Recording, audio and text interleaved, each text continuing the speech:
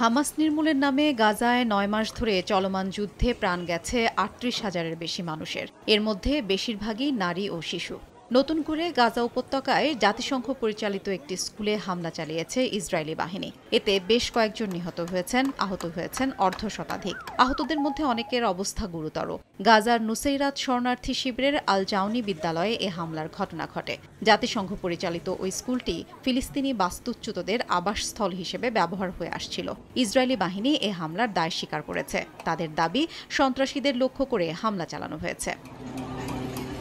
গাজায় ইসরায়েলি হামলায় গত একদিনে নিহতদের মধ্যে আছেন ৫ সাংবাদিক। নতুন ৫ জন সহ এখন পর্যন্ত ১৫৮ জন সাংবাদিক ইসরায়েলি হামলায় নিহত হয়েছেন। নিজেদের বর্বরতার খবর প্রকাশে বাধা দিতেই ফিলিস্তিনি সাংবাদিকদের টার্গেট করে হামলা চালাচ্ছে ইসরায়েলি সেনারা। গাজায় যুদ্ধবিরতি এবং ইসরায়েলি জিম্মিদের মুক্তি দিতে মার্কিন প্রস্তাব মেনে আলোচনা শুরু করতে রাজি হয়েছে হামাস। শনিবার হামাসের একটি সূত্র এ তথ্য নিশ্চিত করেছে। ৬ সপ্তাহের জন্য যুদ্ধবিরতিতে রাজি হলেও আলোচনায় বসার ক্ষেত্রে কিছু শর্ত দিয়েছে হামাস। তাদের দাবি, চুক্তি স্বাক্ষরের আগে ইসরায়েলকে স্থায়ী যুদ্ধবিরতির বিষয়ে প্রতিশ্রুতি দিতে হবে।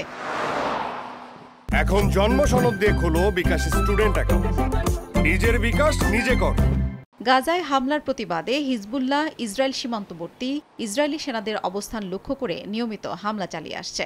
লেবাননে ইরান সমর্থিত সশস্ত্র গোষ্ঠীটির অবস্থান লক্ষ্য করে পাল্টা হামলা চালাচ্ছে ইসরায়েল। শনিবার ইসরায়েলি বাহিনীর হামলায় হিজবুল্লাহর এক যোদ্ধা নিহত হন বলে দাবি করেছে তেল আবিব। হিজবুল্লাহও তাদের যোদ্ধা নিহতের খবর নিশ্চিত করেছে। এদিকে তেল আবিবে নেতানিয়াহুর বিরুদ্ধে সাপ্তাহিক বিক্ষোভ অব্যাহত আছে। জিম্মি মুক্তি এবং নেতানিয়াহু সরকারের অপসারণের দাবিতে উত্তাল হয়ে উঠেছে রাজপথ।